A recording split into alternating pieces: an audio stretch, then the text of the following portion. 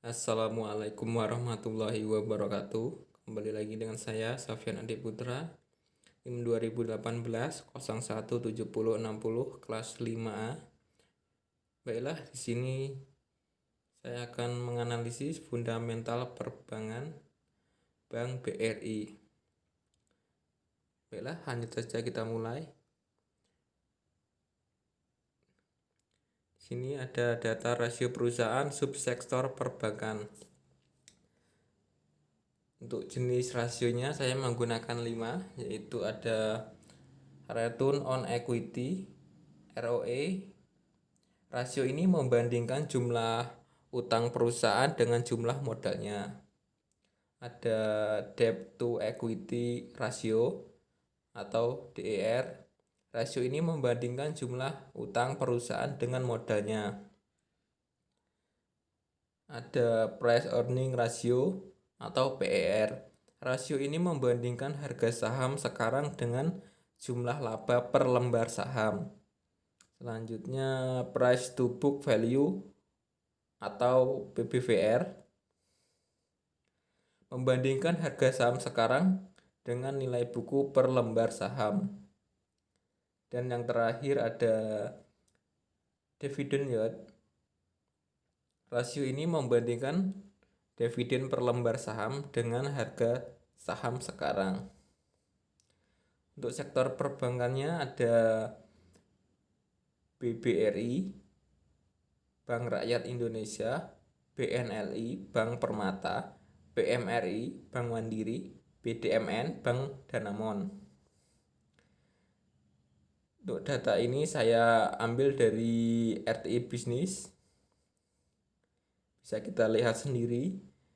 Sini ROE-nya, DER-nya, PR-nya, PBVR, dan dividend yield-nya di setiap banknya.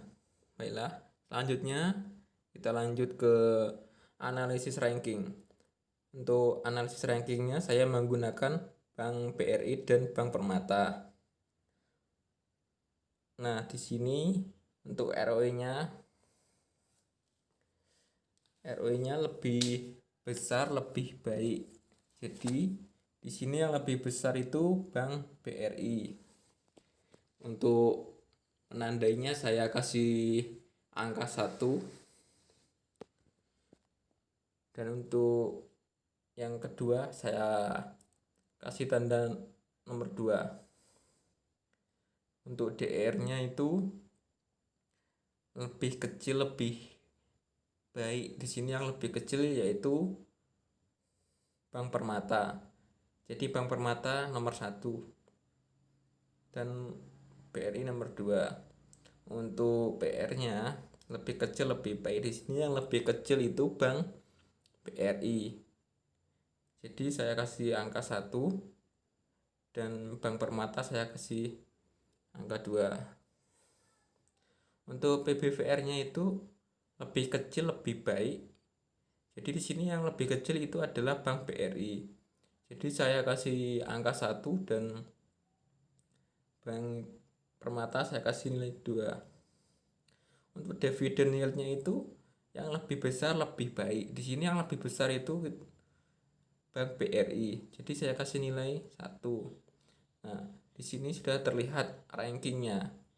Nah, rankingnya itu yang lebih baik ternyata itu ada di Bank BRI. Dengan urutan yang terbaiknya itu ada 4 angka 1, yaitu angka yang baiknya. Baiklah, selanjutnya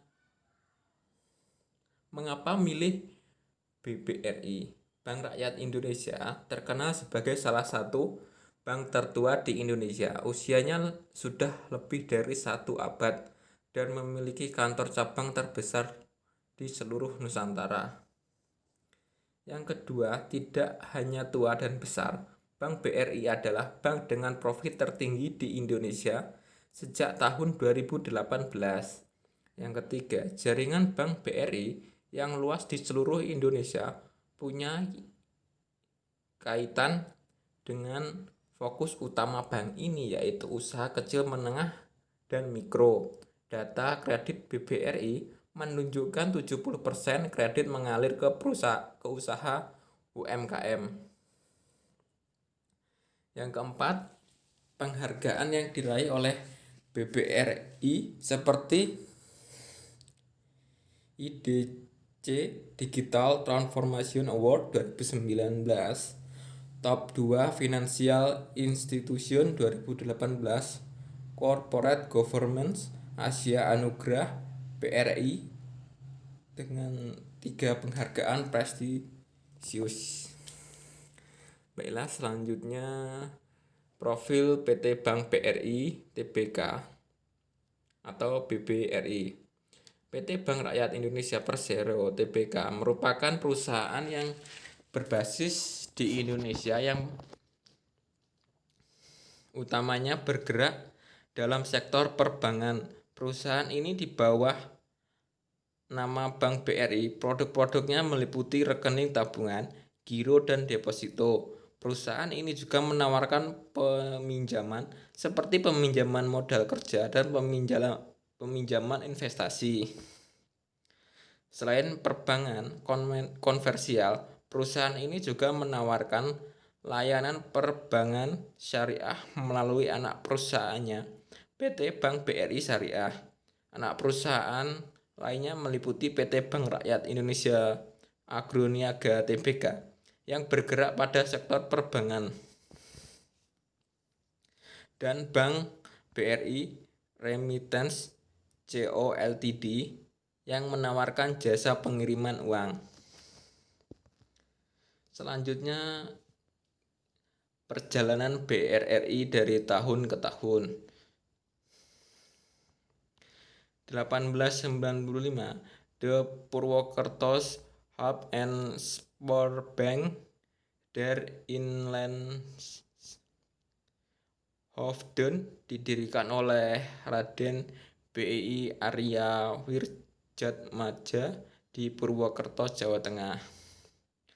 Pada tahun 1934 berubah nama menjadi Algemeen Volkskredietbank, dan pada tahun 1942 berubah nama lagi menjadi Shonin Ginko menyusul pendudukan Jepang. Yang keempat itu tahun 1946 mendapat status sebagai bank pemerintah. Pada 22 Februari 1946 menjadikannya sebagai bank pertama yang dimiliki negara atau bank BUMN melalui peraturan pemerintah nomor 1 tahun 1946. 1949 berubah nama menjadi Bank Rakyat Indonesia Serikat menyusul hasil konferensi meja bundar yang mengubah bentuk Negara Kesatuan Republik Indonesia menjadi Republik Indonesia Serikat.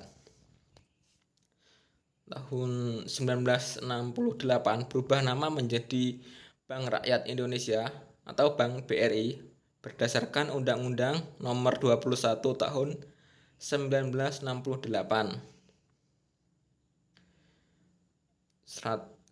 Tahun 1992 berdasarkan Undang-Undang Perbankan Nomor 7 Tahun 1992 dan Peraturan Pemerintah RI Nomor 21 Tahun 1992, status BRI berubah menjadi perseroan terbatas. Tahun 2000 BRI untuk pertama kali menjadi bank dengan nilai laba bersih terbesar atau the most profitable bank di Indonesia dengan laba bersih senilai 3,81 triliun. 2006 BRI saat resmi meluncurkan ke ruang angkasa dan melayani jaringan ATM BRI di seluruh Indonesia. Hal itu menyebabkan BRI sebagai bank pertama dan satu-satunya di dunia yang memiliki dan mengoperasikan satelit.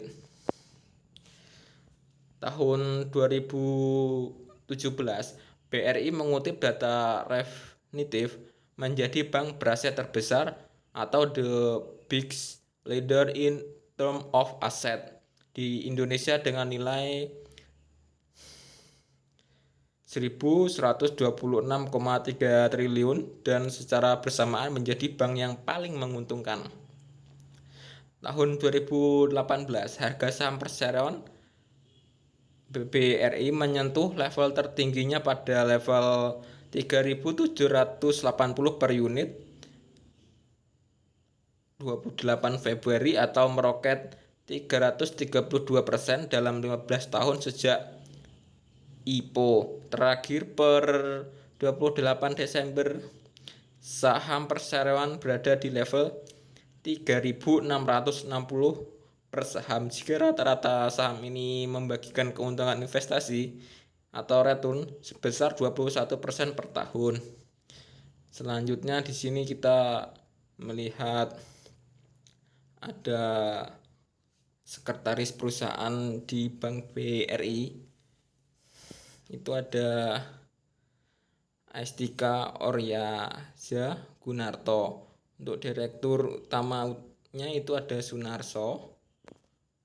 Komisaris utamanya itu ada Kartika Wirjoatmojo dan Ari Kuncoro. Dan komite auditnya ketuanya Hendrikus Ivo sebagai ketua. Untuk pemegang sahamnya itu masih negara Republik Indonesia yang paling besar. Dan untuk di posisi kedua masih dipegang oleh masyarakat. Jadi bank ini masih dimiliki oleh negara untuk sahamnya. Selanjutnya ada penghargaan PT Bank BRI. Untuk penghargaannya ini Bank BRI terima penghargaan terbaik di ajang Top 2 Financial Institution 2018. Dan Corporate Government Asia Anugerah BRI 3 penghargaan prestisius. Untuk selanjutnya berita tentang BBRI.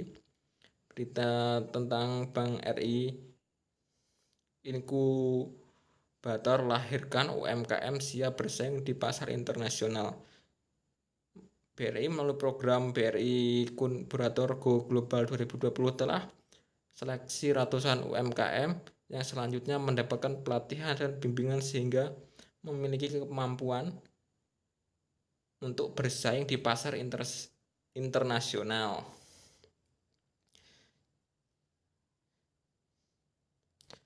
Selanjutnya kita bisa melihat income statement dan data ini saya ambil dari RTI Business. Di sini ada tanda biru net income, warna pink revenue, dan warna hijau net profit margin. Untuk tandanya di sini saya akan memfokuskan pada revenue atau pendapatan. Di sini kita bisa melihat bahwa pada setiap tahunnya pendapatan Bank BRI ini mengalami peningkatan setiap tahunnya. Dan untuk tahun 2020 ini kenapa belum tidak naik? Karena dalam satu tahun itu ada 4 kuartal.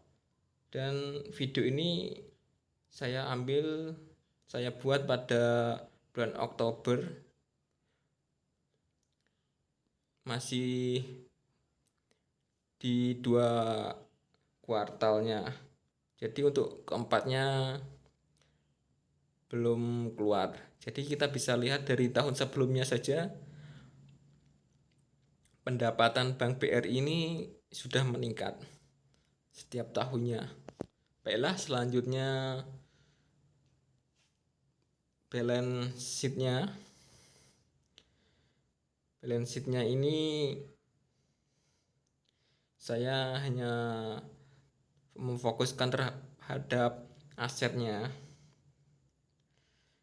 Di sini setiap tahunnya bisa kita lihat selalu meningkat. Dan untuk